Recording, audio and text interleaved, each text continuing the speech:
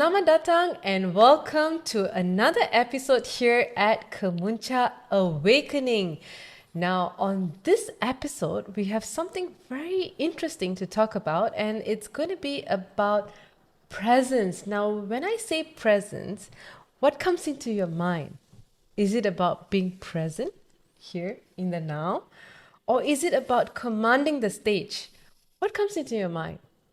Think about it. Chris, so what is presence? Tell us a bit about it. Wow. I look at presence into two aspects. One is how interesting I am. All right. And this is where you're talking about commanding the stage and things like that. And the other one is being fully present to someone who may need you to listen to. All right. So one is on the interesting part of the spectrum, and the other one is in the interested part of the spectrum.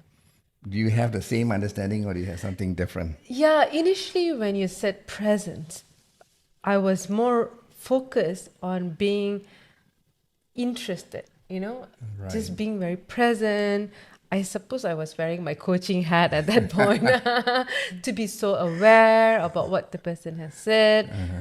So I never really thought about being interesting until we kind of had that initial discussions. So how are these two things related? Are they related, or do they come? Do we all have the same presence? How does it work? In my mind, Yasmin, I think that we have our favorite spot. Just like being a speaker or listener. We do both, but we are usually better in one. When you say better in one, how many spots are there? Right, yeah. So the one between the interesting and interested. Okay. Right, yeah. So let me elaborate a bit. So what made me choose Yasmin to be with us today? Because I see her on that side that I'm weak in, the one which is to be very interesting. Okay, all right. I hope I'm answering your question. Whereas I see myself as on the other scope, the other part of the spectrum.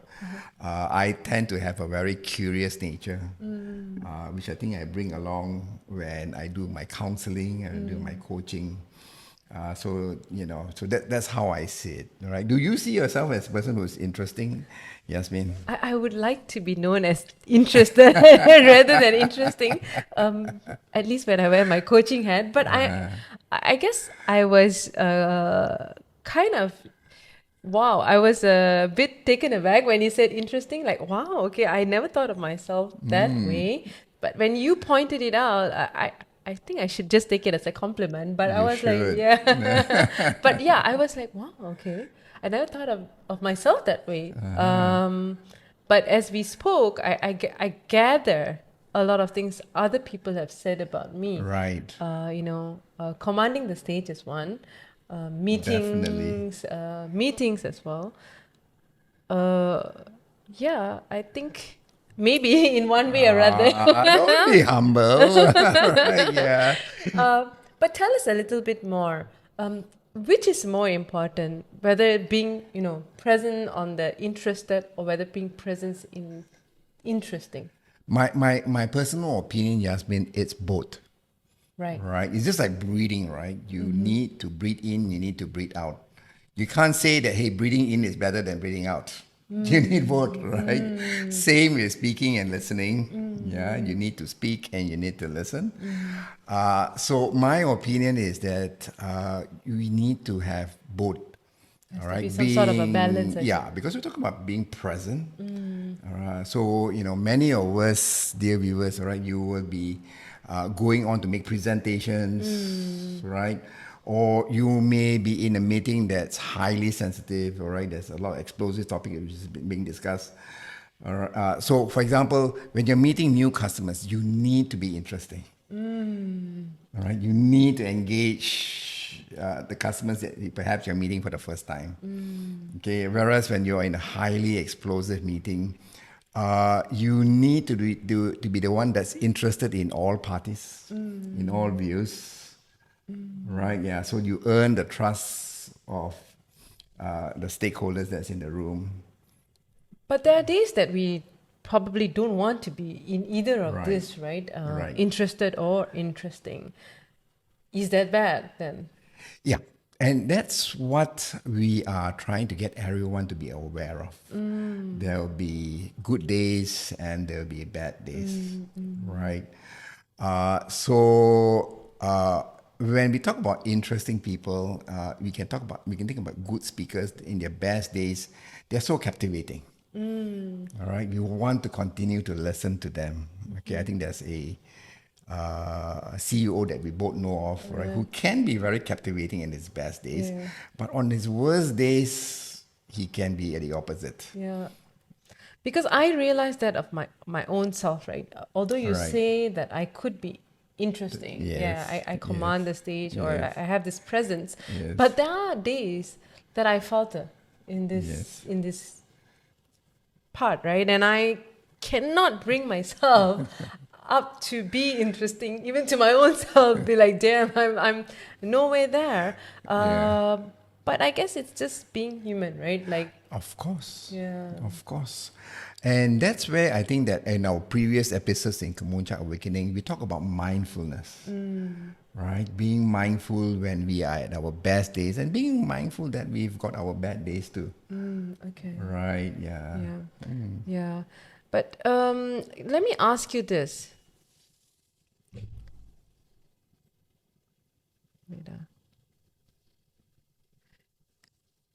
if I were to ask you who you can think about or what they did or what they have done in this that has someone who has presence, someone that we can relate to. Somebody we can relate to. Yeah. Immediately, I told you about you. Right? Yeah, that's why you come to my mind. In a meeting, for example, you command attention. Okay, all right, you get people Someone to famous. somebody famous. Yeah. So you're not famous enough. No, Yeah. no, All not right. Yeah. Somebody famous. For example, for me would be Simon Sinek.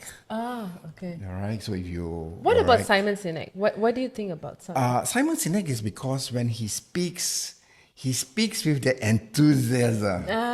I always want to be like Simon Sinek, but I'm not quite there yet. We'll get there. Alright, We'll get yeah. there. So that's why I need some coaching from Yasmin. All right, yeah. So he's got this energy. He's brimming with ideas. Okay, it's not only in the words that Simon is saying; it's his whole body, his facial expression. Okay, and that's why his podcast, his YouTube views get a million hits. Yes, yeah. Okay, all right. Yeah, so that's one. Okay, for me, Simon Sinek would be somebody who's having this, interesting, as it says. All right, this high presence. Yeah. On the other hand, okay, the other person that I admire a lot is Oprah Winfrey. Oh yeah, I love Oprah. Right. Yeah. Okay. And we love Oprah not because she talks a lot, and the way that I see her interviews is that she will probably be talking 20-30% of the time at max. And the other 70%, she's just getting her guests to pour their heart out, Yeah. to share their stories. Yes. Right? Yeah. So for me, Oprah would be on that interested part of the spectrum. So those are like the two I think famous she is guys. both, She's interesting yet And interested. Yeah. Because on her talk shows, I used to watch her talk shows Right. every other time, on Right. TV. And what I loved about her is her charm, Yes. how she's got amazing stories herself. And of course her philanthropy side, her her givingness and everything about her, right? And how she brings all these people on stage and the stories that they share, right? How Yeah. Oprah has helped them in some one way or other, or bring their problems to light. I love Oprah so much. Yeah. I remember during our previous podcast on storytelling, you shared the same thing. You shared about empathy and hope. Yes. Right? Yeah. And for me, Oprah is able to do it is because she's gone through that challenge. Yeah. Right? That allows her to listen and empathize Yeah. with her guests. Okay, and like what you shared with us during the podcast, so remember to watch that podcast, yeah. All right. It's to get the lesson learned and to move forward. Yeah. Right. And just to add in, because you mentioned Oprah, I was studying her a bit. And do you know that once upon a time, she was a very shy girl? Oh, really? Yeah, she was. Okay. All right. Yeah. So she described herself as a people pleaser. She dare not express her ideas or opinions. Wow, that's interesting. Yeah. Wow, I cannot. You wouldn't fathom it, Yeah, right? I can't place Oprah and people pleaser side by side. Yeah, like it's so unlike Oprah. Right. And being an introvert, I would think that the way you described it, Oprah being introvert, I was like, okay, No, that's right? Oprah. Yeah, but I guess that's how we grow and Yes, become yes. different people. Isn't right? that our aim in Kemuncak Awakening? Exactly your point. Awaken to the highest potential, right? Your highest potential, because you have it in you, and we all have this potential in and us. that's why we believe you, our viewers. Yeah, Right? You've got the Kemuncak, that that's peak experience. that awakening is waiting to happen within you. So choose today for it to happen. So now, Yes. in No, contrast, hold on. You're not getting away with it. All right. Okay. You asked me for the two famous persons. What Okay. about your, anyone that you can think about that have presence? yeah, I think I was just doing a research, like I told you the other day, on famous speakers, right? And a Right. lot of people actually came on that list, and I was very, very, how to say, shocked by the amount they were paid for the presence that they bring and the Right. command that they bring on stage, Right. on the stage, right? And I did share a couple of past presidents, U.S. past presidents, to just name a few, was Barack Obama, Bill Clinton, and many of these past presidents as well. And one of my personal favorite is actually Arnold Schwarzenegger, believe it or not. Really? Yeah, but he's not a past president, but he's also in politics right now. Right. But he is also one of those highly paid speakers. Yes. Okay. With Obama and Clinton, I've heard them speak. Right. And I'm totally engaged, especially Obama. Okay. Schwarzenegger is a surprise. Tell us more. But my personal favorite wouldn't be Schwarzenegger, because I just told Schwarzenegger because he's not someone that you would have thought to be Right. as a one of the top paid speakers, but he is, right? He is because of who he is as a person. Right. I believe he's also a philanthropist, and he has done a lot of giving. I see. Yeah. I see. But the person that I'm always very fascinated with is Tony Robbins. Yeah, Tony Robbins. The way he commands the stage, Yes. right? Yes. And he has a very distinct voice. Like you can tell it's Tony Robbins, right? Right. Yeah, he has a very special voice. Even Oprah has it, but Tony Robbins has a very you can tell it's Tony, right, by just listening to any of his podcasts or any of his work or any of his speaking YouTubes that you find. I think there's something very down to earth about Tony. Okay. Yeah, I see. he doesn't overly overdress. If you notice, He dresses casually, right? very casual. Yeah, he's very casual. Yet he commands the stage because he's always in the jeans and the t-shirts, Yes. right? The ones that we usually, just like us, right? He feels very human. He feels very down to earth. He feels like attainable, right? Yeah. So that's what I think. If I had to pick someone who has present, So your pick is Tony Robbins. Tony Robbins. But Arnold Schwarzenegger was a big Wow. Wow. All right. Yeah, Yes. like wow. One of those in demand speakers, as they Yeah, say. in demand speakers, highly paid speakers. Right. Yeah. Right. But I can see Tony Robbins, because he came from a difficult background. Yes, he had a backstory, a very Yeah. painful backstory, right? Correct. Correct. Correct. I can see. You shared with us somebody on the interesting spectrum. What about you have anyone on the other spectrum, the interested spectrum? Interested spectrum. I think I like Stephen Bartlett in his podcast of Yeah. Diary of a Correct. Diary of a CEO. CEO. I Yeah. think he asks a lot of good questions Yeah. in order for the interviews to be very successful. Yes. And I think you have to be very interested Yes. to get people to be sharing that much Yes. with you, right? Yes. And I think, I really admire Stephen Bartlett Yes. for the way he asks all these difficult questions. People actually cry on his podcast, Yeah. share so many intimate stuffs, about the work that they do or the life that they have gone through if you follow him really closely.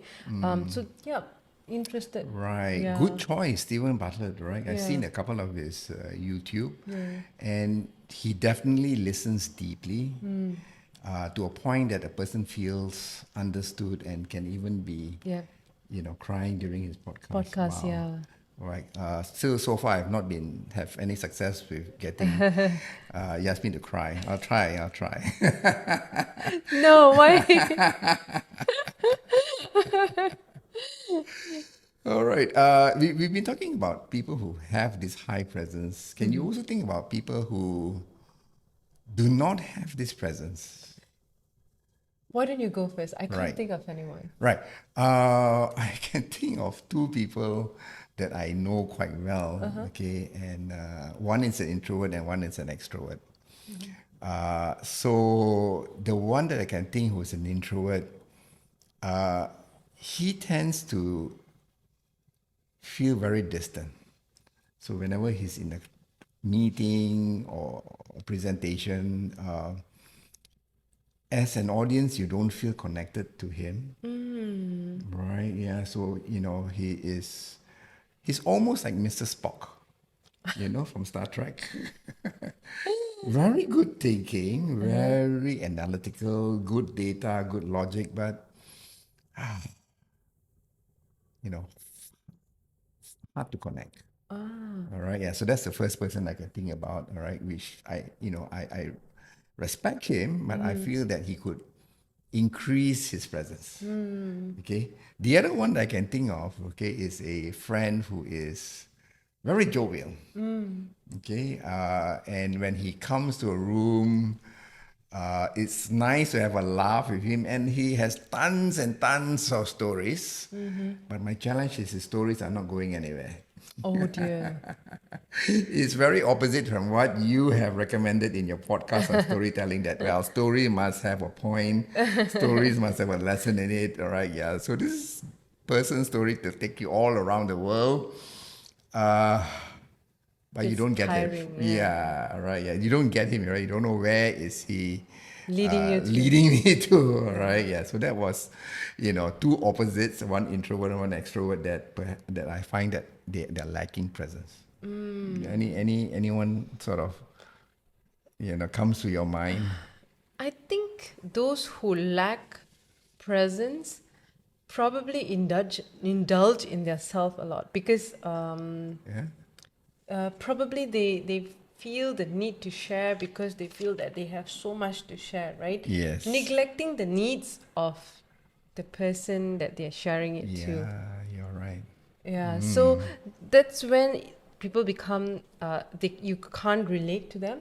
They become Yes. extremely withdrawn Yes. from you, and then you lose your sense of presence. As much as you have so much to give, but because you're indulging in your Yes. own self, right? You're just Yes. sharing, and you just think that they need all this information. You just give, but at a point of no return because you've lost them so much. It becomes like nagging already, right?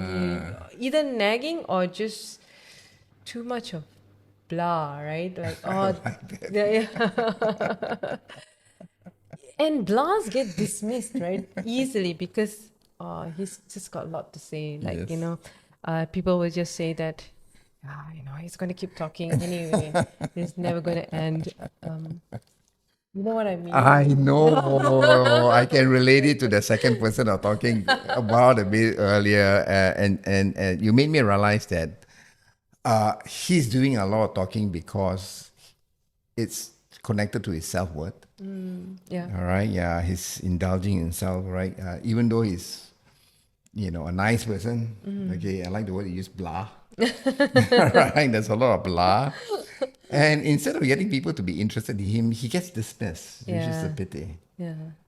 Right, yeah. So I mean that we're going to go into more tips a bit later on, like with this person that I'm talking about, this blah person. At the top of your mind, what is one advice that you would give him? I think it's not so much for him. I would say that it's for you, listeners. Right. If you encounter such person, I think you should tell them, tap them, because they probably don't realize what they're doing. Yeah. Sometimes you just have to tap them and say, hey, don't you think that, you probably want to give some feedback. They probably need some feedback. Just ask them nicely, can I give you a feedback? And feedbacks are all about layering, right? Say something good. Hey, I like what you're sharing. Then say something else that's negative, and then do a little closure. And if you mean well for the person, give a good feedback, right? And I think that's sometimes what they lack and what they need. Yeah. So it's about, I think that Ken Blanchard once said, feedback is a gift. It is. So this is a gift to the person who's going blah, all right? It's a way that you can care for that individual. Correct. All right, and instead of that blaming approach or dismissing him approach, Yes, withdrawing yourself completely. you're coaching that individual. Yes, helping that person. Yeah, be the bigger person, I Right. think. And now for you as the person who's oversharing and indulging in yourself and your glory, notice when someone loses their interest in Right. you. You can actually tell when their feet start pointing outwards, like they're running away from you. That's a good one. Yeah, you can already tell it's a telltale signal that they are actually losing interest. I see. Notice this kind of things. When they're looking at their watch, you can already tell they are waiting for you to finish, maybe, or they want to escape from your hold. That would be one of it. There are a lot of telltale signals. Yeah. All right, that's nice. All right. So when we are the speaker, we mean to be interesting, but we also need to observe our environment, observe Correct. our audience. That's what you're Yes, saying. yeah. All right. Yeah. So I like the one. I never thought about it. All right. When people are, their feet is pointing out. Yeah, they're like trying to walk out. Okay, Yeah, and another okay. one is when someone gets really anxious. They actually, you seen that they start Right, shaking their legs. yes, They're actually yes. losing interest in you. Ah. And our body speaks faster than we correct. react faster with our bodies, right? Exactly. And you as a speaker or you as a person or as a leader have to start noticing all these small things. If it affects you, it's always good to ask, hey, Right. are you late for a meeting? Is that why you're Right. checking your watch? Right. Do you need to go? Right. Or if you think you're close to them, say, am I boring you? I sometimes do that, like, say, am You I do? boring you? Yeah. I mean, that's part of humility, I right? see. Yeah, am I boring you with my stories? And then, shall we change the topic? And Right. sometimes they do want to change the topic, maybe Right. because they cannot relate to that Correct. story. There are different phases of their life, right? Yeah. So they might not be able to relate to you because they Right. probably have not reached that phase in their life Right. where they attain that kind of maturity or that kind of knowledge. So don't take it so hard, I think, if you cannot find someone, who is interested in what you're trying to share. One, you could be interested. You could be interesting, but people just can't be interested because they cannot relate The with that topic with or- that topic, right? It might be too big or ambitious of you to share it with them see. because of where they are in their life I or their see. interest in that particular topic, right? see. Yeah. Right. I'll keep that in mind. To be interesting means to read my audience. Yeah, it is also Right, yeah. important to read your audience. Yeah. Can I share also with you, Yasmin? Talking about presence, there's this lady, Silver Ann Hewlett, who wrote a book called Executive Presence. Oh, wow. Okay. Okay, and I like some of the tips that came from the book. Okay.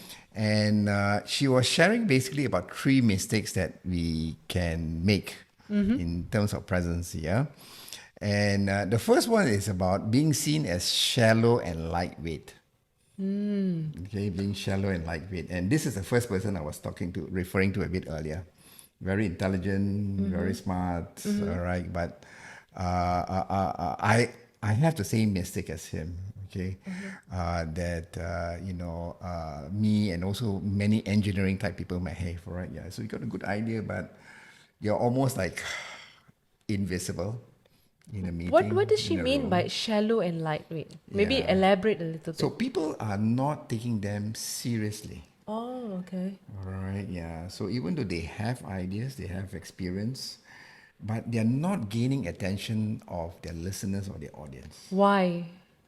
And sometimes I think that perhaps they don't. I think a couple of things come to mind. Number one could be lack of self-confidence. All right, or sometimes trying too hard.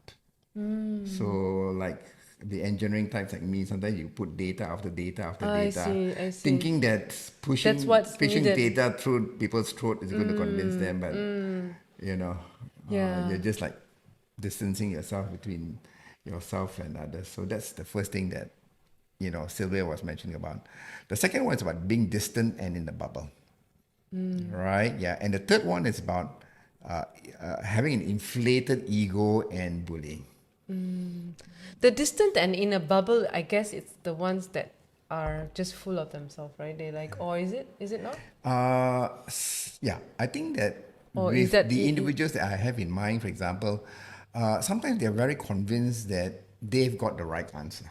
Oh, okay. Yeah, all right, yeah. So therefore, they may not go into the interested spectrum. So like a know-it-all kind Yeah, of. correct. Okay. Yeah, they're like a know-it-all. Okay, and the one that again here, the third category is that those with inflated ego and bullying. And those are the very the ones that I shared, I guess, the one who all about themselves. Yeah. Yeah, okay. Correct. Yeah. Full of themselves. Yeah. So even though they mean well, they're trying to get certain results that they are being over pushy. Right. Yeah. So have you seen any of these categories in your own experience before? Yeah, when you mentioned the first one, shallow and lightweight, I think a lot of engineers are like that. You are right. I suppose I think it's because of the nature of their job. I see. It's always in the back end, right? They're Yes. back end. They're never the Yes. forefronters. Yes. They just always assume to provide reports, data. All right. Yeah. So that's what they are generally molded to be, right? It's almost a comfort zone for them. So they do what they presume to be the best, Right. which is just producing data and pushing out data, pushing out more information, and thinking that's what the world needs. But that makes them appear very shallow. Because Right. that's all they know, right? Right. They almost are not stepping up the game Right. and coming out from that. You hit it on the nail. You're almost painting the Chris story. Sorry. Right, yeah. And I've been an engineer before, all right, and you hit it on the nail because you said that, well, very often as engineers, we are at the background. All right, so being in the limelight is something that we shy away from, okay? And I like to add one more layer to what you said, okay? As a Malaysian and as Asian, I remember growing up in a family where they constantly tell me, all right, children are supposed to be seen And not and not heard. yeah.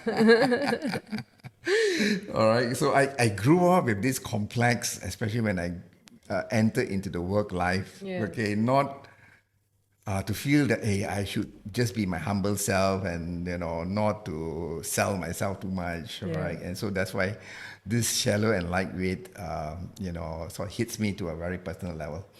So, and one of the reasons why we are having this podcast today, right? Because we want to be helpful to a lot of our viewers out there, right? Yeah, because some of them could be me, some of them could be, who's in the distance in the bubble, or some of it unrealizing that they are actually bullying, right? So I'm just going to throw some, situations where we will need more presence. But before that, I think we should talk about why is presence so important? That's a good question. Yeah, maybe you start. Why is presence so important? Right. So in my line of work, I was an engineer before once upon a time, going into management roles and going into roles where I'm, lobbying for a non-profit organization. I have realized, you can share your point of view, that hard work is very important, but not enough. Yeah, true. Right, yeah, because there's a lot of things that needs changing, that needs improvement in the world today. And for me, hard work alone is really not enough. You need to influence. Yeah. Right? You need to be visible. You need to gain the buy-in of multiple stakeholders. Some will support you and some are dead against you. All right, and this is where if you're going to make a significant effect on the world, okay, to reach our Kemuncak, as we always said, we need this presence. Yeah. Right, yeah, because with this presence, you gain this credibility, you gain this influence, people will listen to you more, all right, people will give you a bit more time to speak about. Okay, so that's my why. I see. Do you have anything to add? I'm sure you have. I think, like you said, right, in the corporate world, it's not just about working hard, it's also about working smart, right? And what can you do to work smart? It's by commanding the situation, influencing that situation, right? And you can only do this when you have some sort of a presence in the organization. And by presence, I don't mean title, because some people don't have titles, but they have that presence. Like, you can actually see heads going to them instead of their own heads, right? Like, I've met people like that, and I'm always in awe.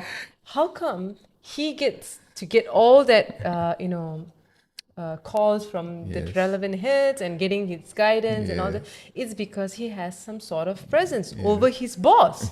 I don't think that's a good thing, though, but I think it is. But his boss might feel. But the best thing was his boss was very nice, and the boss always puts him in front of everything. Right. And that's a boss who recognizes someone else's... And empowers, I guess. Yes, he empowers him. So I think presence is about... One, it's also the knowledge comes with a lot of presence, right? Knowledge, when you have a lot of knowledge to share, to give, when you're a giver, it's immediate. Presence can be very immediate because they know that, this person is not going to gatekeep, he's going to share everything, it's for the betterment of everyone, and it's very collaborative. So that is one way of having presence actually is important, right? The other thing is you need presence, or rather presence is always important as a leader, because you need to be able to problem solve. If you don't have that presence, nobody is going to come to you and say, hey, come help me solve this problem, because they know you cannot shift any kind of weight, you cannot turn the ship, or you cannot do anything, because they know you don't have that presence to do it. And they always think that they cannot go to you to solve their problems, right? So problem solving. And another thing is about selling. Now, when I say selling, it's not just about products or services. It's about selling your idea. When we talk about change, when we talk about transformation, when we talk about culture, it's all about selling, right? It's an ideology, right? if you want to sell that, you have to have some sort of presence, right? In the organization, with the people that support you. After having to do all these collaborative efforts, solving people's problems, you're going to have some sort of a tribe following you already. And that's going to help you push any idea that you have with the organization or outside the organization, whether it's for, for your own good self. People will come and back you up for it because you know you have that presence, and they'll say, "Hey, Chris, I'm coming." Because it's you who's driving that forward. Right. Yeah, because you have that presence. They know you're going to do it. Yeah. You remind me of this famous saying by John Maxwell: "One is too small a number to achieve greatness." Right? Yeah. So you're right there. Yeah. I love the one that you, just to backtrack a bit. Okay. Because when we talk about presence, we almost immediately link it to leadership. Okay, and I agree with you, Yasmin, that this leadership is not about titles. Yeah. Right, yeah, because there's so many important things that we need to improve in the world today, and we don't have to wait for hierarchy to, Yes, correct. to do the changing. So I totally agree with you. That's where I'm trying to learn from you, Yasmin, like how to be more, as you said, to command a situation. I think there are a lot of us need it, especially those of us who are shallow and lightweight. All right, and as you said, that this is creating this presence within the organization, which I'm very concerned about. Okay, so when you said that, a few things came to my mind. Yeah, so one is we need presence for people who are perhaps going from a junior role to a more senior role. We'll see it in a lot of our audience. Yeah, so they may start off lower in the organization and they climb the ranks. Yeah. And when they climb the ranks, they're first very shallow, right? Because they're very junior. Correct. Yeah, they're taking commands, right? Correct. Rather than giving commands. Correct. So when do you move to that, from junior to senior? Actually, I don't like to segmentize people based on the number of years of experience, because the more we say, hey, he's a junior, he's just 1 year, you're almost compartmentalizing that person to a very that's all your role is, right? It's sort of discriminatory. Yes, it's very discriminatory, and also you're restricting that capability of that person. Maybe he has so much to give. Maybe he wants to be proactive, right? And reach for his goals, his own goals. Let him be. Because then it will be easier to spot someone who's going to get into that senior ranking, right? And let him make some mistakes, and let him see where he can push his weight, or whether he wants to be, a little bit inflated in his egos. Because if he doesn't do all this at a very young stage, he's going to make all this mistake when he is higher in the ranking. And you see a lot of bully bosses is because they never got to practice this at the very start, at the very junior level, right? And then when they reach the higher rankings, because their ex-bosses used to bully them because of the same thing, it's almost a domino effect, right? They think that's the best way to do it, to create that presence. So if they were able to sort of, walk into another head of department and say, hey, I need help with this. Who do I speak to? Would you be the right person? You're almost setting yourself up for failure, because he said, why didn't you just talk to my staff, right? But the next time he's going to notice you because you did what you did. And that's, in one way or other, creating a presence, a sort of importance in yourself. And I think I came from that background, or I was blessed to come from that background of a German culture where we don't give two hoots, right? There's literally no doors. You can walk to the CEO's office, you can walk to the CFO's office, you can speak to any head of department. It was very open. When you talk about open, it was so open. It's beyond hierarchy. I would think it was almost so flat, because I can talk to my CFO if I see him. I can talk to my CEO. There was no restrictions. There was no sort of like red tapes that, you go through this person in order to. But when I moved to a local corporate setting, then I was like, okay, so in order for me to see that CEO, I have to see his PA first. Yeah. And don't bypass. Don't bypass. Or the Yeah. secretary is going to get angry if you bypass her. She has more power than probably the CEO Yeah. does. So that was actually culture shock see. to me. And I see. think like I was telling you, I'm blessed to have gone through that very early on, because I wasn't afraid to talk to anybody from any hierarchy.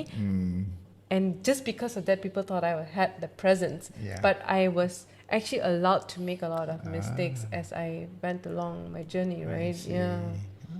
It makes sense, all right? I was always wondering how Yasmin created her, her interesting persona. So that story is coming out right now. Right? Yeah. Of course, as you said, that we have the benefit of thriving in a positive culture. Right. So one thing you need to know about Yasmin is that one of her favorite topics is about culture shift. Yeah, culture shift. All right. Yeah. How to and as what Yasmin has just said that in a positive culture, all right, we should be allowing juniors themselves to create that presence. Yeah. All right. I can relate to it. There's a book called X-Teens by this lady called Deborah Ancona. And she says, right, the importance of creating presence in juniors, like what Yasmin says, because these juniors will be ambassadors of the company. Correct. All right, yeah, they are, they will create a corporate branding, all right, and a lot of these juniors will be involved in mission critical work. And especially in today where projects are complicated, there's a lot of complex task coordination to be done. Yes. So why not give these juniors a chance to rise up? Yeah, to rise up, to to have this presence with their customers, with their colleagues, in complex situations. I think leaders have to put that mindset about they are going to take over us. Right. They can't take over you. You are going to create prodigies of you if you allow them to step up on their game, right? Yes. At the same time, you have to find your own mentors and coaches and step up on your game. If you're going to stay the same, that's when they're going to take over you, right? So you have to invest in yourself as well to step up on that pedal and step on the game. Because for me, right, if it wasn't for my ex-boss, like I shared in my previous podcast, if it wasn't for my ex-boss to help me to gain my ability to present again, I was just a junior. If he had said, no, you're a junior, you can't travel all the way to Thailand and do that presentation to all those senior engineers, I don't think I would have stepped up on my game and gain that authority and presence that I needed in my role, in my job, right? And being looked up to as someone with knowledge, with experience to actually come all the way, stay in a handsome hotel, being treated almost like like as if I was a senior in the team. But like I said, we come from a very different, very flat hierarchy. There's no junior, senior. And that's what I really like, because when you create that distinct difference between one to another, that hey, he's a junior, he can't do this, you're actually restricting that person from growing. And you're only doing more harm to yourself as the team manager, because that person is never going to grow. And then you tell, hey, in the next KPI meeting, like, you're just there, you're just not performing, because you have already created that 4 walls for him to be confined to, right? Why not share some parts of your responsibility and see how that person is performing, right? Let them have some light in all that light and glory that you are having as the leader. Let them also share that light, and then they will start respecting you as a leader. They will also start challenging themselves to be in the next phase of their life. Don't be afraid of losing someone just because of giving them that space to learn and to grow, right? This is something that Yasmin and I, this is our common passion, all right, to empower people. That's why the Kemuncak Awakening, So where I related, Yasmin, three things came to my mind as you shared. Yeah, one is delegating. Yeah, All right. Yeah, delegating. helping people to create presence is really giving them this opportunity to shine, as you did in Thailand. So if you're interested, okay, in delegation, we actually have an earlier podcast. Yeah, All right, delegation. yeah, all right, by Leong. Okay. Yeah. Now, I think that we also need something on coaching and mentoring. So be on the watch out for future podcasts As on on coaching coaching and and mentoring, mentoring. yeah. All right, yeah. So we've got a qualified coach here, and she will guide us. Now, let me throw a few more situations to you, and to help us to learn how to thrive, as it says, right, in this kind of situations, as you did with the German company. Two situations come to mind. Okay, the first one is that at least 6 years back, I had this really very talented lady who came to my program. All right, a few things. Right, she was young, and she's very good in what she does. Right, Okay. she's really a specialist in her line of work, because it's a supply chain management basically. Yeah. And because of the success that she had in her original country, the organizations felt that, hey, we can use her know-how, as you say. Presence is about knowledge. I think you mentioned it earlier, and giving this. So they had the same thought too. So they wanted this young female specialist to drive an improvement in a different country. All right, yeah. And these are the people in that country, are people that she's never met Met before. before in a remote, she's working there more on a remote, and sometimes she gets to travel there. So my challenge is being thrown to you. How do I help this young female specialist to increase her presence with this new team, remote team? I think I like what my ex-boss did when he first came onto the team, right? He's a German, first time in Malaysia. Even before he came into the office, he sent us all an invite to block his calendar, to get to know us, took us out for coffee. And I thought, what atrocity is this? Like, you're a leader, come in and show your power. Or, I was very young at that time. But little did I know, by him doing that, he Yes. actually learned about our culture. Yes. So as an Indian, he came up to me and he's like, "Oh, why were you away the other day? What was happening?" And so Right. actually, so happened it was some sort of a festival that I was away from the office. So he wanted to know, and he almost got to know a lot about me, and I was surprised. He took down notes about my family, my marital status. It's like I came back thinking, like, how come I shared so much with this boss, right? What was it about him? But it Right. was just that he was very interested.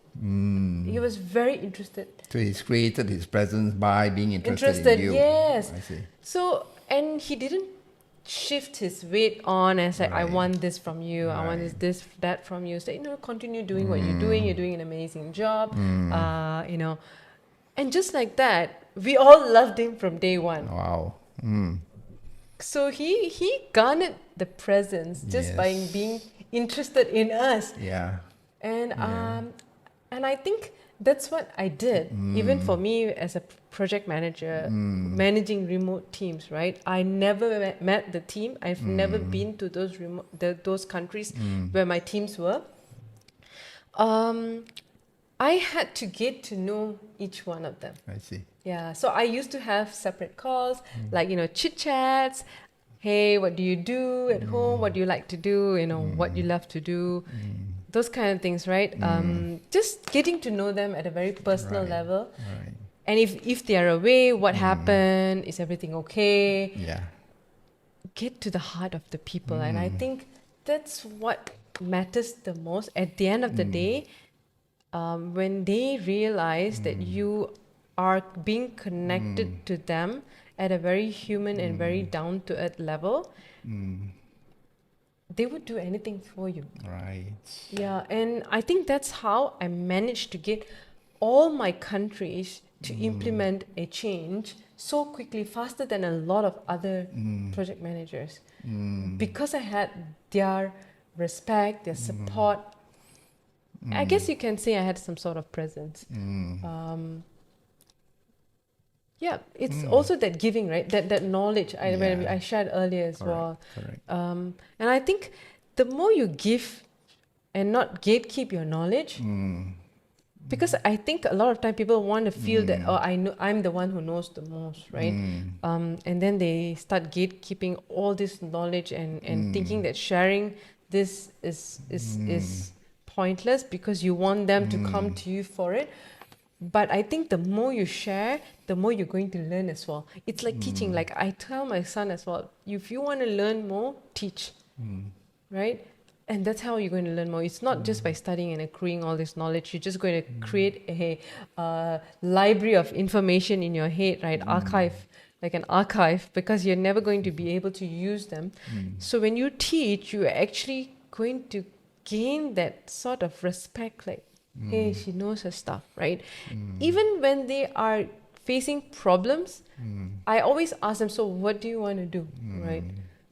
Giving them that authority to be able to make the decisions for them. So what would you do in these circumstances, right? So I never always give them the solution, but I know they want me to give the solution, Right.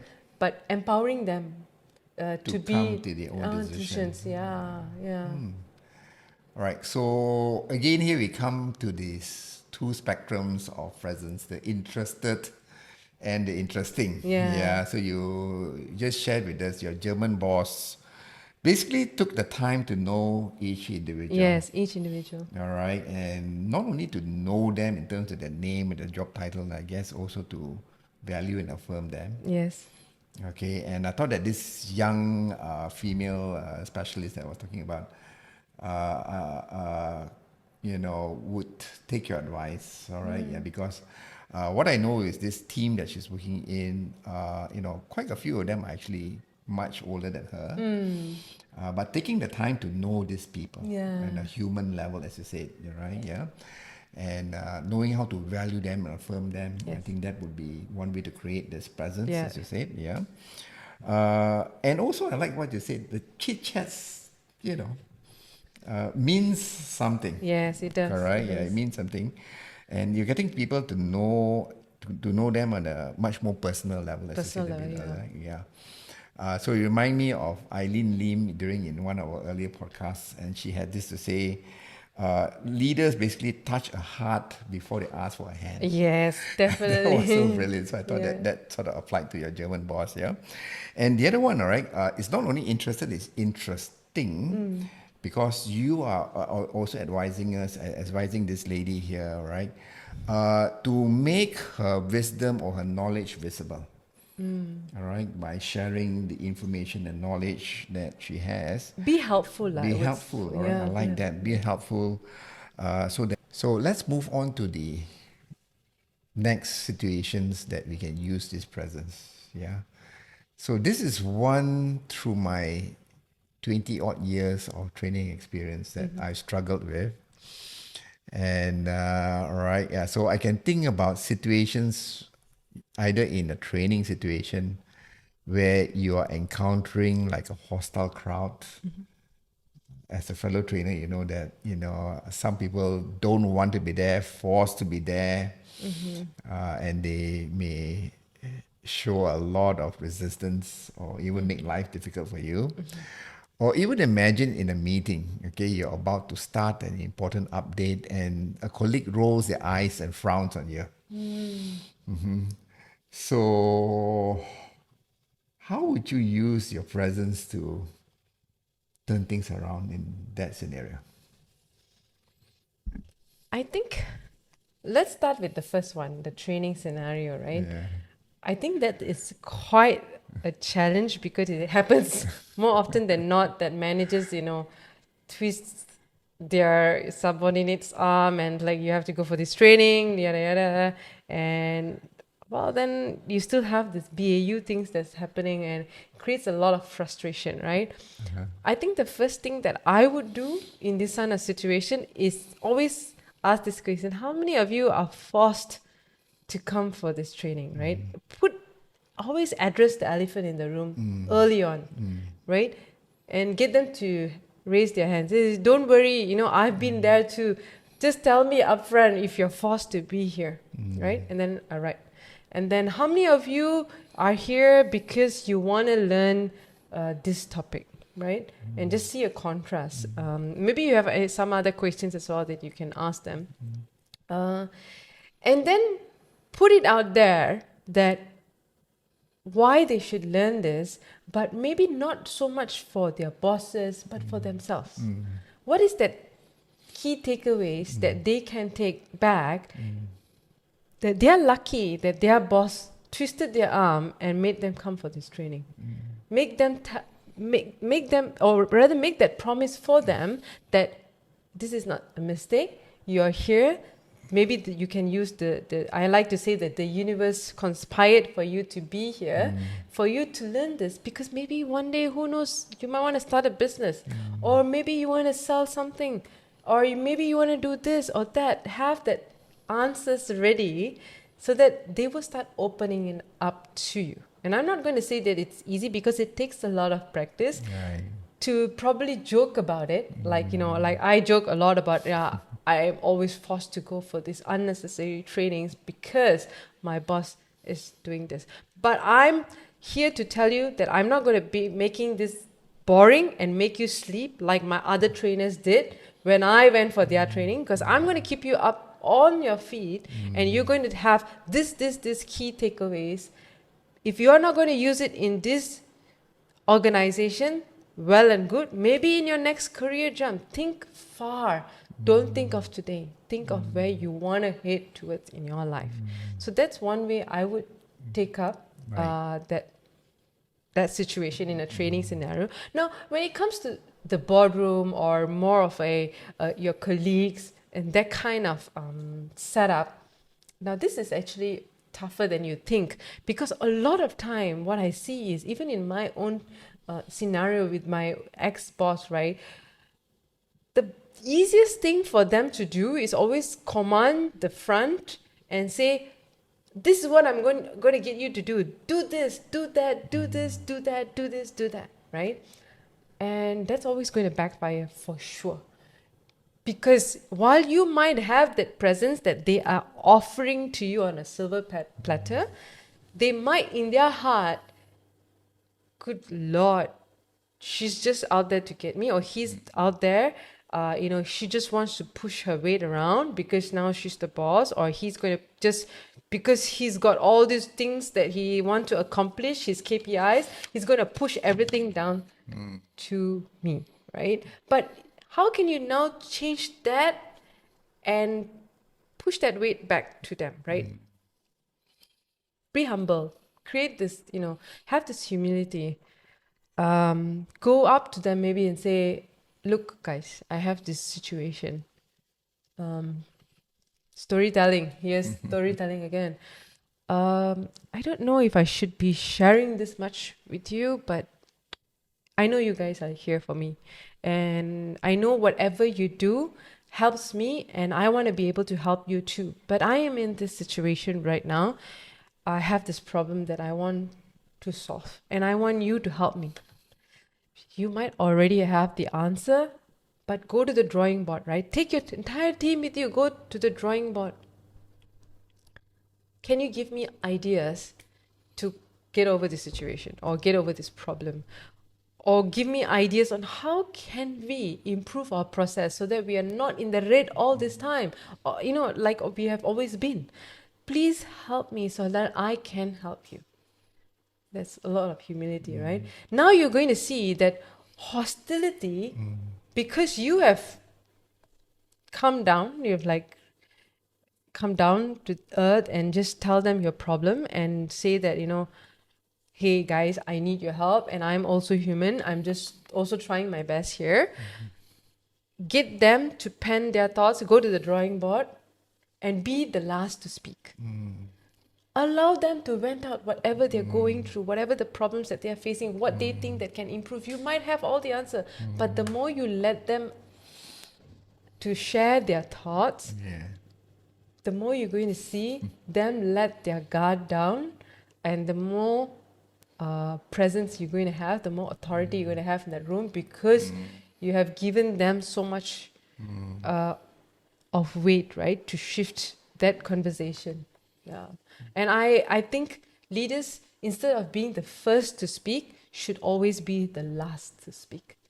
And that, my friend, will get you the kind of respect that you always think that, you just have to be interesting, or you have to say some funny joke, or you have to, pat the guy on the shoulder or give him praises and all that. But being the last to speak sometimes is all that you need to do. And letting your subordinates or your team into that forefront, giving them that limelight to feel that they too are important, that their message or their ideas, their thoughts are also valued. And then brainstorm. Now you have all these ideas in the drawing board, right? Take a poll, brainstorm. Let them speak and let them share why this would work, why this will not work. Be very open. And this is what we used to do back in my days as well, right? I think why I freely share my ideas is because I was able to do it. We always went to the drawing board and throw our ideas there, right? Junior or senior, seniors always speak last in our teams. Seniors speak last because they know that junior engineers, project engineers, they are on the ground, right? They're getting all the news actually. They know so much more than the seniors who are managing on the very top. So when they hear from us, they're actually getting a lot of insight. But when they speak, they're only speaking from the top level, right? From what the top is saying to them. So this way, we were able to come up with really, really good ideas. It may work, it may not work, but you gotta have to take the chance.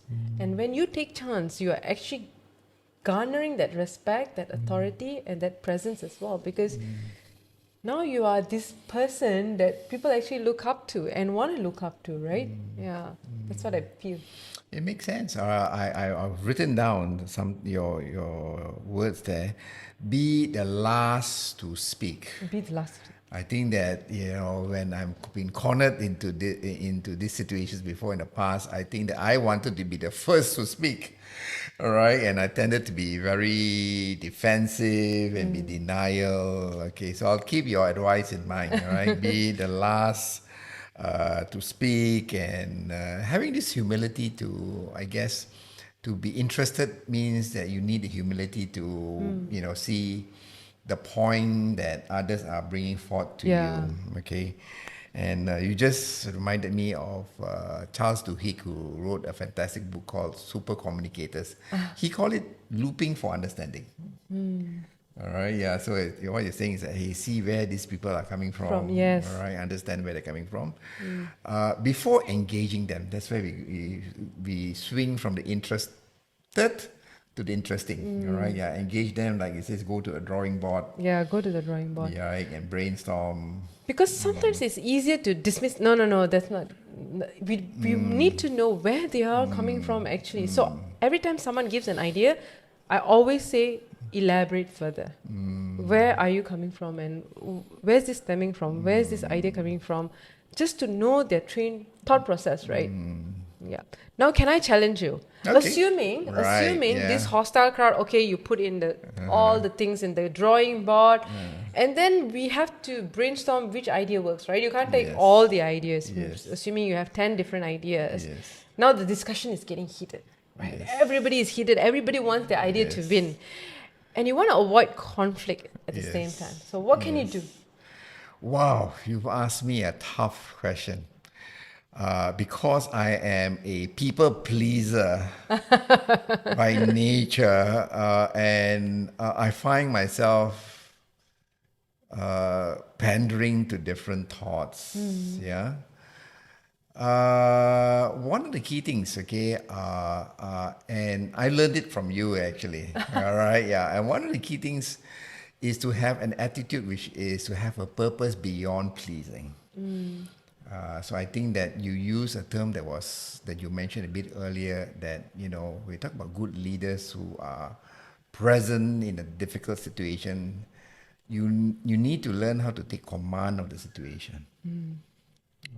Okay, so you see where the discussion is getting in. Okay, and in my mind, one of the key things, and when things are getting heated, is also related to what you said a bit earlier. Right, different parties have very, very strong opinions. And I think that this is where, to gain the presence, you need to be seen as being fair. Yeah. All right, fair to, view A, view B, view C. Okay, all right, yeah. And also to have a process, all right, to make sure that the criteria to choose between different options, it's objective. Yeah. So it's not due to pandering to my view of things, or my buddy Yasmin, all right, trying to favoritism. Okay. So this is where I think that presence is so important. Yeah. In a very divided world today. Yeah. Right? Even in a very divided Malaysia today, if I can dare mention. Yeah? Right. So this is where I guess that we need leaders who dare to make their presence felt. Right? Especially during crises, divisions, heated arguments. And again here, it takes for me courage. That's, yeah. Right? Yeah. It's not easy, right? Yeah, because when different parties are just trying to get you behind their point of view, okay?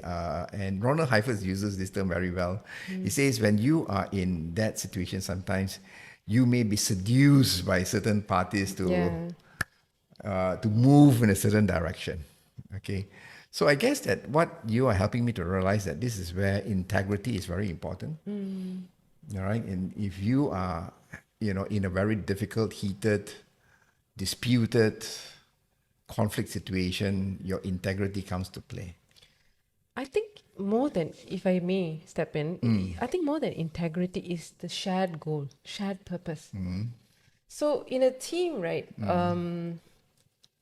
I think if we agree on this is the goal that we want to achieve with all these solutions or for this problem, this is what we want to achieve, then what is the criteria, like you said, right? What is the process, what's the objective criteria? Now we start the process of eliminating based on this criteria, right. Because then it's very fair, it's very open, it's very black and white, right? There's no favoritism, there's no I'm siding him because I like him, or his idea is better because it was actually my idea. I thought about it first, so now I want to cite him. Those kind of things. It's going to happen. It's tend to happen, right? So now here it's more of you being interested in achieving the goal, right? Instead of your own personal ambitions. Yeah, exactly. Right. So having the goal inside is always, I think we do this as well, right? With Kemuncak, always highlighting that, what's our purpose? What's our purpose? What's our main intention? What is our main goal, right? With this. So even with my Women for Women community, we are very clear on the goal, right? What we want to achieve. And when we realize that, hey, one person is, whether we are flooding information, then we just say, hey, look, this was not the intention. This was not the intention to do these things or sell something. This was never the intention of the platform, right? It was always to help women to achieve to achieve their goals and in their life matters, right? So just like that, just having that goal always highlighted makes you very makes you very closer to that whole embodiment of that purpose that you're driving for, right? So when they see you, they will know, or when you have such a heated conversation and this person actually says, hey, let's look at our goal, sometimes you can already predict that's what you're going to be saying, right? And people will have that in mind, and instead of arguing on something, they themselves will think, hey, what was our goal in the first place? Because it's easily dismissible, it's easily forgotten. We have so many things going on, but having to always be reminded, what's your purpose? What is that goal? What is your intention here? Is the ones that's going to clarify a lot of things. All right, lovely. You're right. Yeah. So again, here when people are tearing themselves apart, is to get them to be interested in the shared goal again. Yeah. All right. Yeah. That makes a lot of sense. Yeah. It's same with culture, right? A lot of time we go and write this vision, this big mission for the company, but is it really shared with the company, with everyone in the organization? I don't think so, right? Do you come into the organization today and read the vision? Wow, I love the mission. Until and unless someone actually shares why this mission, right? Something you can really relate, like, wow, oh, right, I love this vision. I love this mission of this company, right? That's why you see companies coming out with marketing materials which articulates a story or narrates a story of why that vision, right? What is the mission of that company? And then you can relate. So you never just go in, read something and then just assume it, just like that, right? So then when you have an uncertainty, I guess that comes to the other point, right?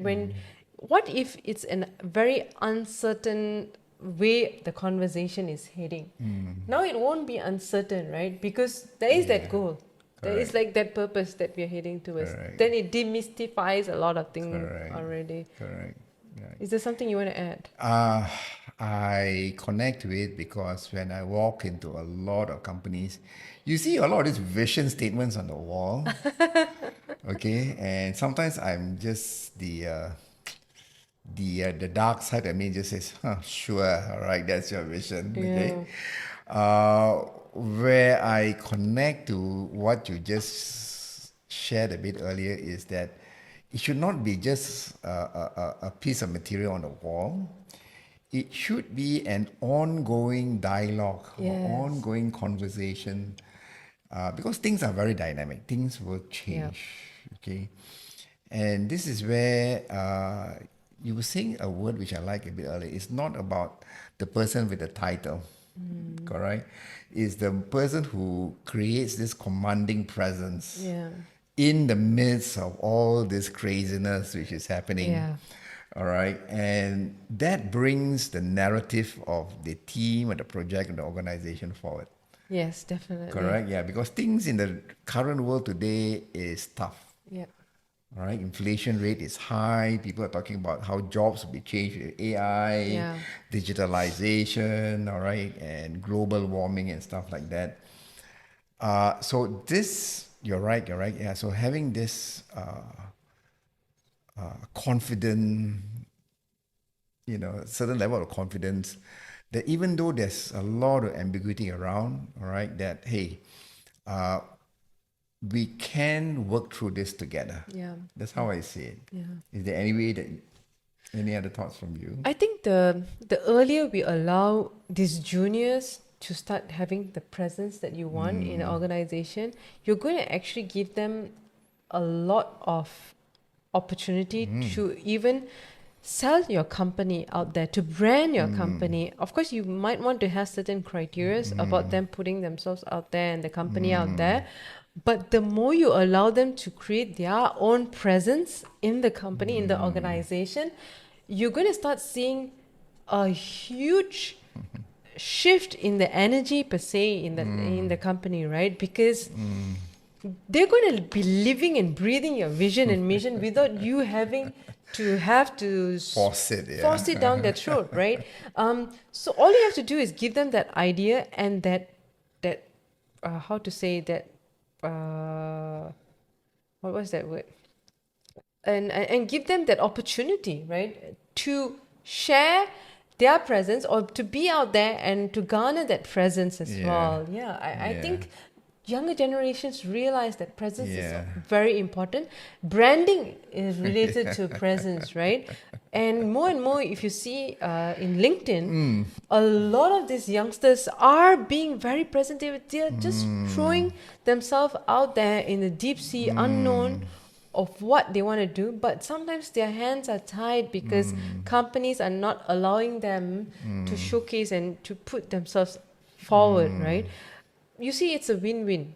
If companies are afraid of their own brand, I'm sure even individuals are afraid of their own brand being tarnished, right? So we have to find a way that both parties can work together and create the presence that is needed, because if companies need this branding, this marketing, and there's only so much HR or the organization as a Totally whole, true. or the CEOs already have their hands full, and if they are the ones who are going to be rah-rahing the company, I think that's just too much to ask. Let the junior ones go out there and learn a bit, and maybe help you with your own presence as well. It's not the CEO, it's not the HR that's going to make your corporate brand come alive. You and I think we share the belief that believe in the young. Believe in it. All right, believe in those juniors, as you mentioned about it. So you mentioned about branding, which I love a lot. All right, branding. So whatever they do in their day-to-day situations, their presence with their customers and their fellow team members or with their suppliers create their personal brand, and with that their corporate brand. And I like that because I think that in the past I read that, how a lot of people have written that, hey, millennials are not loyal, millennials are disengaged, all right? But actually, like what you said, it's the opposite. All right? Yeah. If you give them a sense of purpose, a sense of meaning in what they do, and a reason for them to invest in their present and their future. Oh, that's beautiful. All right, so that, and they will make their presence felt in whatever situations that they are. And I remember in the storytelling podcast, you were talking about different chapters in our life. All right, so if you help them to be invested in their present, the future, they would feel invested in authoring this current chapter and the next chapter. Rather than just being a passive reader, I guess. And I think you brought a very relevant point there, because I think in organizations per se, we always look at the past, right? What has been done in the past. But the past, you can only so much discuss about the past, right? Think about how you want to move forward. You can't change the past. The past is already done and gone. So the more you hop on and stay in the past, the more you're going to bring everything down together with you. But the more you stay in the present and look at what can be the future hold, then it's going to be a win-win actually. So with millennials, I don't think you have to be so, look at that as a very difficult. I know everyone's like, oh, how do we manage millennials? As if it was a big problem to begin with. And like Chris aptly mentioned, they just need a sense of purpose. And when you don't give them that purpose, bye-bye, goodbye, because they're off to the next best invested journey that's going to give them a sense of purpose and invest into their future. All right. I think all of our conversation bring this to, again, here, empowering of self, all right? Creating this presence, which we have like understood as being interested and interesting. So maybe just before we finish off this podcast, there's one last part. We have a common book that we both love. Yes. All right, which is Contagious You. By Anise Kemuncak, if I remember right. And one of the things that I recall from a book is to bring this, as you said, this people to be invested in themselves, to bring their presence to their work situations. Intent. So I think Anise was talking about presence you bring first to yourself. and also that the presence that you bring to others. Others, yeah. All right. So I think she's got a formula for it, IEP. Yeah, she says Yeah. so much about because what she actually talks about in essence is culture, how culture is derived, right? And a lot of times we think that culture is forced upon. Oh, our hands are tied. The organization is such. But Annie talks about what I really love is that you create the culture that you want to see, right? How are you coming up? How are you coming forth, right, in the organization? Who are you? Are you being proactive enough? What is your intention? What is your energy? What is your purpose? I think she talks about this. Purpose? Yeah. And I think it's intention, energy, and presence, right? Yes. Yeah. So, what is your intention first?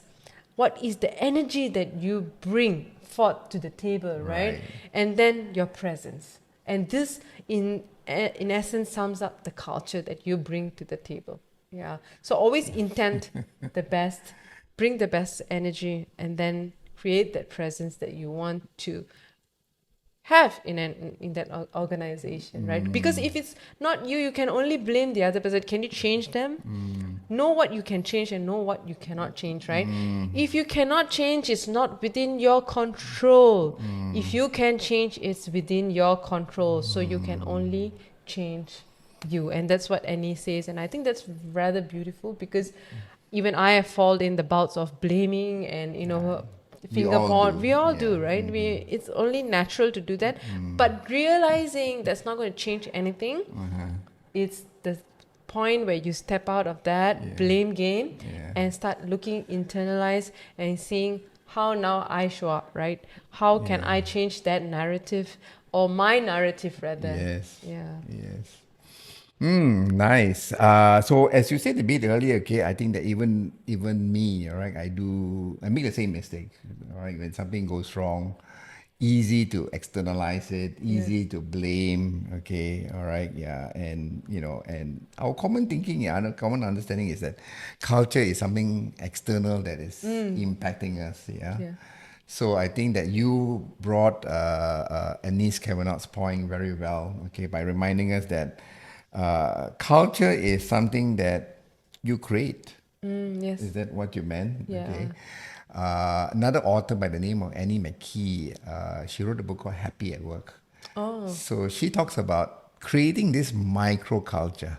So and I like that. Yeah. So you may not be able to impact the whole company's culture, but you can create the microculture in the team, the project, or the a small part of whomever that you're working with. Yeah. So you're right. Culture is something that we can empower ourselves. Yes. There was another fellow trainer who left me with a very nice word. You carry the weather along with you. Yeah, that's very nice. All right, and you also mentioned, right? Sometimes when we are in a positive mood,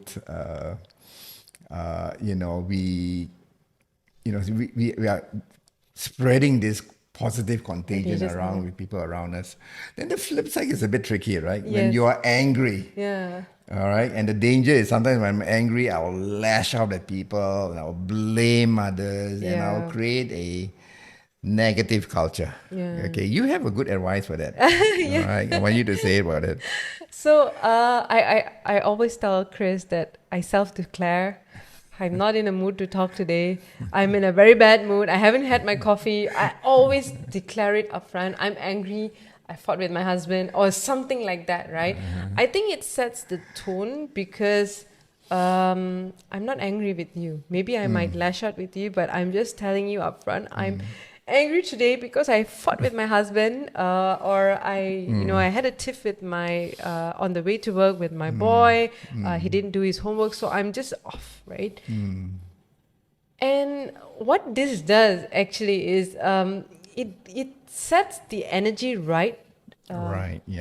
Because the people around you are going to get rubbed on. That energy that you bring to the table, right? It's going to get rubbed on, right?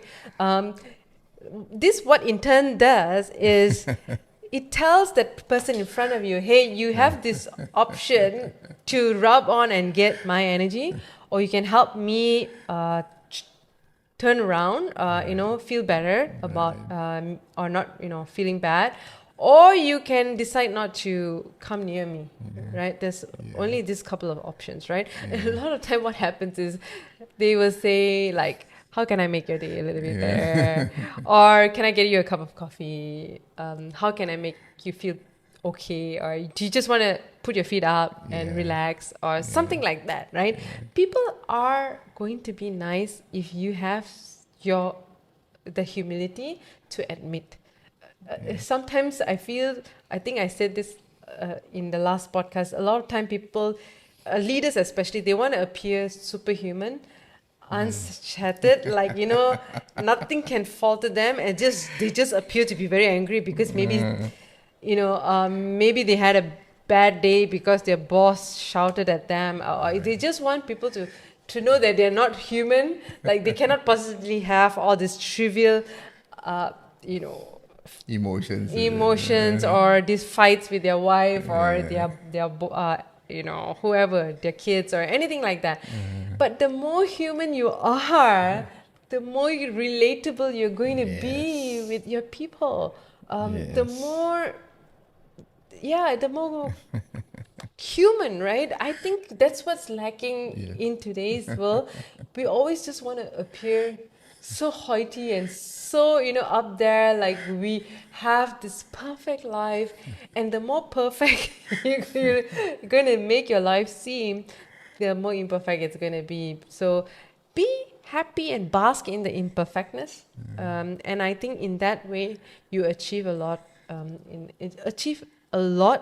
of happiness in living this life as well. Because I think the more we try to hide all these things, right? One day it's just going to mountain up and just burst. Explode, right? But the more we just erupt whenever it comes about, you're just letting off steam. Say, hey, I'm just letting off steam, and you just talk to someone and just get it over and out with, right? Rather than just letting it all mount out there. Wow, so that's the last word for Yasmin. There's a lot to say. And she has related to that beautiful book by Anis Kavanagh, again here, Contagious You. So you can either be positively contagious or negatively contagious. So for me, Yasmin has brought about, all right, sometimes when we're angry and if we don't control it well, we'll be negatively contagious, we'll be lashing out at people and making yourself and everyone's mood much worse. All right. And I like this quote by John Gottman. And John Gottman used to say, there's nothing wrong with anger. Yes, exactly. Angry is just one of the emotions that we all have, right? Yeah. It's how we process that emotions that's important. And I like what Yasmin has just reminded us, all right? You can be angry, okay? But not let the angry control you. Correct? Yeah. So as it says that, it's only human to have that, all right? Emotion. And to, again here, maybe share with others. There's nothing wrong with it. All right? Share with others that you've got maybe a tough situation. Something happened, all right? And allow others to help you too. Help you, right? You can always say that you need help. And I think that's what a lot of people are afraid of asking for help, right? And that doesn't mean that your presence is going to get any lower. Believe me when I tell you, the more human and the more down to earth and grounded you are, and the more relatable you are going to be, I think the more presence you are going to attain, because they are always going, like Tony Robbins, right? He's so grounded in the way he is, right? In the stories that he shared about his life, and I think he's a very staunch Christian as well. He shares a lot of stories in that line, but I relate to him because he had such a difficult youth. Youth. And I love that he wears jeans and t-shirt and he's so casual. But he goes out there, and the way he garners the stage, that presence, like wow. it's just all wow. Yeah. Right. So there you have it, our dear viewers. So at Kemuncak Awakening, we hope that you will be our next Tony Robbins. All right. Or Simon Simon Sinek. Sinek, or Oprah Winfrey, Winfrey. All right. And each of this story, you know that they have lived through difficult times. They've lived through adversity. But they have always come up stronger. Yeah. All right. They have created this strong presence by being both empathetic or interested and also, right, bringing the world forward by, being very interesting and being very hopeful. All right. Yeah. So that's our podcast for today. Any last words, Yasmin? I was just wondering, do you want to leave them with the pointers on how to be more, to create that presence? Right, yeah. So to create the presence, one of the books that's really helped me to be fully present, okay, is a book that I like to recommend to all the viewers. It's a book called Own the Room by two authors, Muriel Wilkinson and Amy Gensu. So in that one, I found my formula called ACE, A-C-E. Oh, okay. All right, so whether I'm going to a tough meeting or I'm presenting to an audience I never met before, check the ACE, right? The A first stands for attitude. Right. So what's my attitude, okay, going into that meeting or the presentation? Just like Yasmin shared a bit earlier, what's my attitude going in? I could be, having, a negative attitude or could be positive, right? Yeah. So my attitude. Then the C stands for my communication strategy. All right, yeah. So because if I'm leading a very difficult change and people are fearful about losing their job, all right, yeah. So I may want to communicate in such a way that I'm understanding, I'm listening, all right, I'm interested, okay. And the E is to bring the right level of energy. All right, yeah. So if you're presenting it to a senior leaders, you need to be confident. Yeah. Command the presence, is what Yasmin was mentioning, right? But if you are trying to downsize a team, for example, you need a different kind of energy to match the situation. So that's my little formula, ACE.